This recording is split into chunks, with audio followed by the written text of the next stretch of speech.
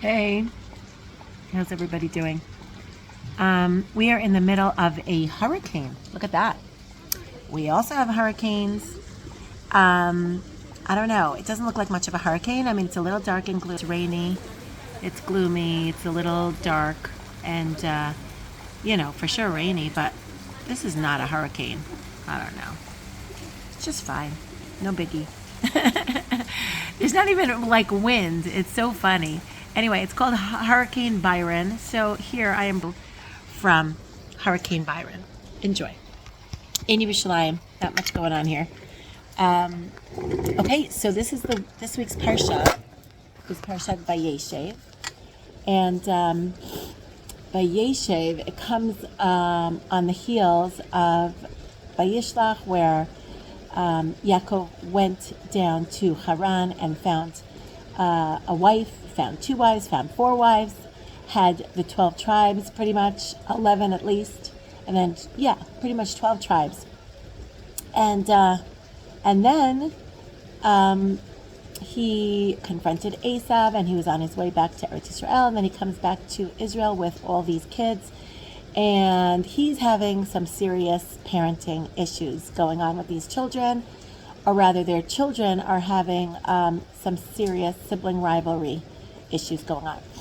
And there's a lot of questions about this whole story of the selling of Yosef. How could this be? These are Shiftei Yah, which means like the tribes of Hashem. These are tzaddikim. These are righteous people. Like, how could this possibly be that they are not getting along to the point where they sell their brother?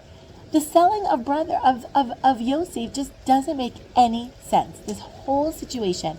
And how could Yaakov have shown him favoritism? How could he have made him this cloak of multicolors and showed him favor? And like, what is Yosef doing? Like, telling his brothers all his dreams and how it seems like everyone is going to someday bow down to him. Like, the whole thing makes no sense, assuming that these are tzaddikim, these are righteous people. Like, how could this happen? I mean, it could happen, and maybe in this day and age that you have such terrible sibling rivalry because the kids are so, affected by social media and by crazy movies that they're watching and by all kinds of assimilation into the non-Jewish culture around them and the violence and stuff that they're watching on who knows what. But like, what is up with these people? And they were adults already. How could they sell their youngest brother? It's just like, the whole thing is so insane. It's like not normal. So I remember even last year I did talk about this, but I want to sort of expand on it into another direction. I said that sometimes you can make all the right decisions and think that you have the right intentions, and you anyway really mess up. You mess up your life, you mess up your kids' lives. And at the time I was really saying, you can't feel guilty because in the end of the day, sometimes Hashem just wants things to happen in a certain way. Like, I know Yaakov, I'm sure, did not think he was showing favoritism to this son, and I'm sure he loved all his sons equally. He was just trying to teach his sons, who he thought and he knew and he expected were great sages and were totally on the ball, and we're going to be okay with it. He was trying to teach them how important Yosef is for the continuation of the nation of Israel, and his special quality called Yesod, which is this like abstaining from desire and holding back and restraining himself when it comes to physical desires, especially sexual desires, especially with Potiphar's wife. We see that Yosef was like the par excellence person who can hold himself back from temptation. And maybe Yaakov was trying to teach his son something about this, like, this is the midah. This is a very, very important character trait, and I'm trying to give over to everybody that this is the most important character trait that you guys should really connect to. And I'm sure Yosef thought the same. Like, he thought he was going to help the brothers understand this particular quality, and that it's really such an important quality to have. And or he was just like excited maybe to tell his brothers like something good that happened, and this is an amazing dream. You listen up, guys. Obviously, like, he thought this was a good thing.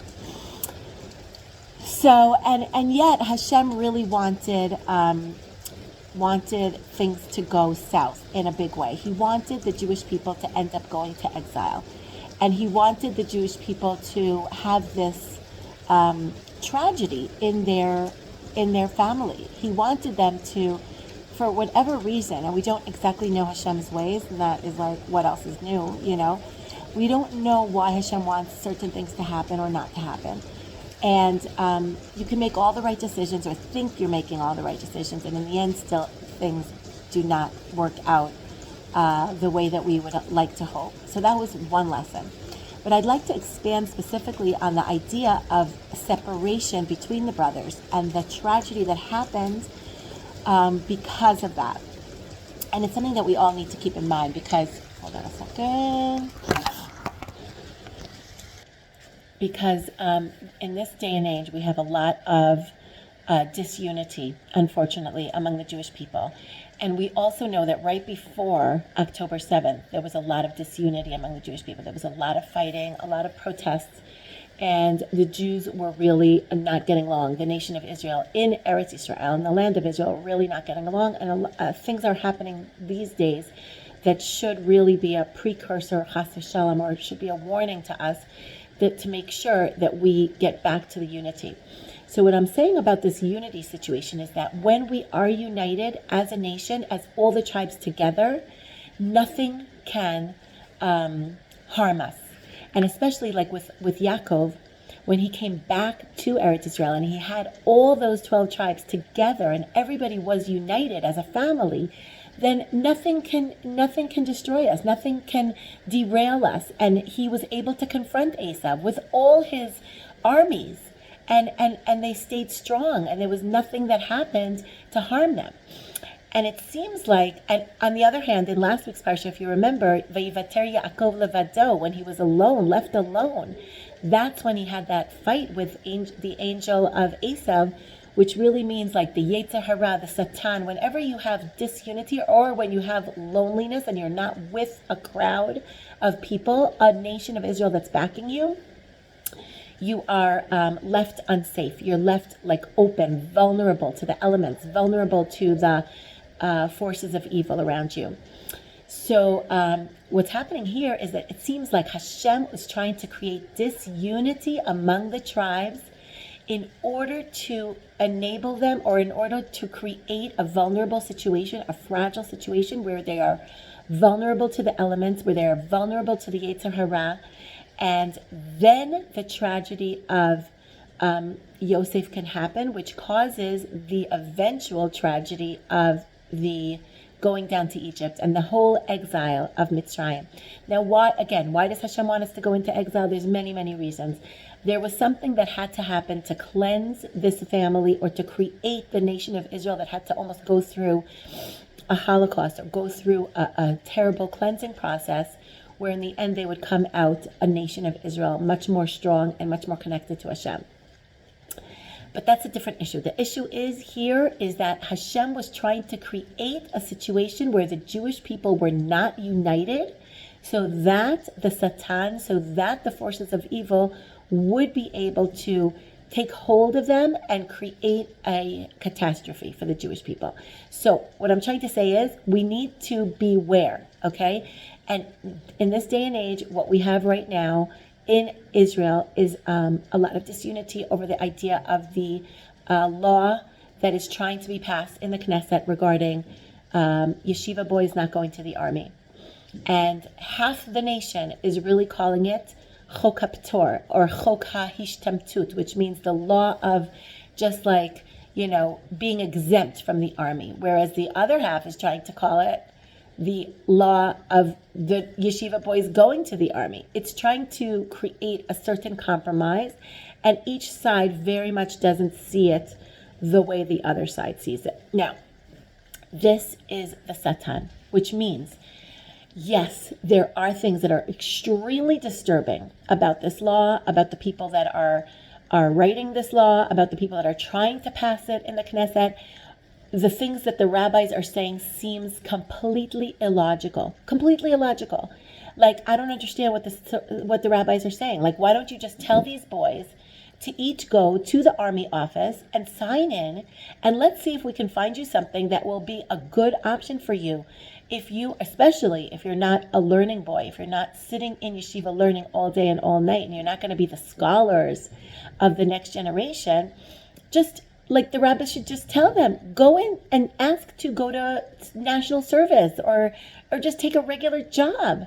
It's fine. You'll be considered in the army. You could do all your learning that you want to do in the afternoon. Like, I don't understand. Do not understand. But we have to be aware that just like the selling of Yosef didn't make sense, but it was a precursor for the exile of Egypt, we have to understand that there is something cosmic going on, and Hashem is trying to teach us some kind of a message, a lesson of unity. Meaning, we have to try and ignore those voices and those noises that seem to be telling us that entire groups of Jews are off, are completely making crazy, wrong, evil decisions. And we have to try and ignore those voices that are telling us that the rabbis are completely off their rocker. We have to try and ignore it, even though it seems like that's what's happening. So, like, we have to understand that when we are unified, that is the most important thing. And what we have to do is say, I don't understand what's going on here with this law, but let's try and focus on the individuals of Jews that we do admire and respect, and on the Torah that they are learning that we do admire and respect, and on the people who do go to the army, despite the fact that they also learn in yeshiva and that we admire and respect them. Let's try and focus on every individual, not groups of people and not rabbis, because listen to what he says. It's unbelievable. Ka'asher Adam, oh, this is crazy. When Ka'asher Hashem rotzeh, I'm losing this for a second. If he wants to, Im HaKadosh Baruch Hu רוצה להעניש יהודי, הרי הוא מטיל בו קושיות וטענות על הצדיק. This is scary. If Hashem wants to punish a Jewish person, he will make that person find in his heart, in his head, all kinds of ta'anot, all kinds of claims and all kinds of complaints against the righteous people in the generation. וכאשר הוא רוצה להענישו עוד יותר, if he wants to punish you even more, מטיל בו טענות ומענות על החבורה, שיהיה ליבו חלוק עליהם. He will make you have all kinds of complaints. If he wants to punish you even more, he will make you feel in your head that I don't even like this community. This whole community is wrong, is doing something terrible. Remember that that's what happens, because Hashem is trying to basically make you vulnerable and trying to make sure that you yourself remove yourself from the protection of the klal, of the general community, and from the protection of the righteous people. And that is why the Yetzer Hara, the Satan, is causing us to have all these complaints and all these like what the heck is going on with these people? Why are they doing this? Why are they doing that? We have to remember that this is a ruse of the Satan. Somebody is trying to get us to lose the protection of the klal, of the unity, of the righteous person, and chas v'shalom, God forbid, going to make us put us into a vulnerable state where we are open to the elements, where we are open to dangers that are around us. So we have to just make sure. She'az hu parutz lechol kochot ha-sitra achra. He then is open. He is vulnerable to all the forces of evil. Aval im hu ba'achdut imahem. But even if, despite all his claims and all his complaints, he can try and be unified with these people, try and love these people, try and say, I don't understand why they're doing what they're doing, but I'm sure that their heart is in the right place, and I'm sure that they eventually will start doing things that do make sense. And let me try and understand them. Maybe let me try and have a conversation with them, as opposed to all writing everybody off, writing a whole community off. If he knows that this is like a pikuach nefesh, this is so serious, this is life and death. Ein kol kochot hasitra achra sholtim alav. No forces of evil can conquer you, can rule over you. So let's try and do that. Okay, that's the lesson. And as the Maharal said, oh, this is something else. Okay, so basically, Ze HaKoach, this is the force, this is the power, Hashomer Yehudi B'Gashmiyut Uveruchaniyut. This is about when you have any kind of problems in physical things, materialistic issues in your life, or in spiritual issues in your life. This is what you can do to protect yourself from any forces of evil, from any mishap, from any difficulty, from any challenge, from any tragedy, God forbid. You have to force yourself to be unified with the groups of people, with the communities of Jewish people, and just be together with them and always be positive about them and always try and love them and judge them favorably. Okay, that's our lesson for today. Have a good Shabbos. And that's really why all of the tribes were just disunified, and they just tried to create, and Hashem was really trying to create a separation between the tribes through this problem with Yosef and the brothers. And he was only trying to do that in order to be able, it's almost as if like God is not able to cause the exile to Egypt unless the Jewish people are disunited. If they're united, it's almost as if God himself just can't do anything wrong to them. So let's try and be on the lookout for that. Have a good Shabbos.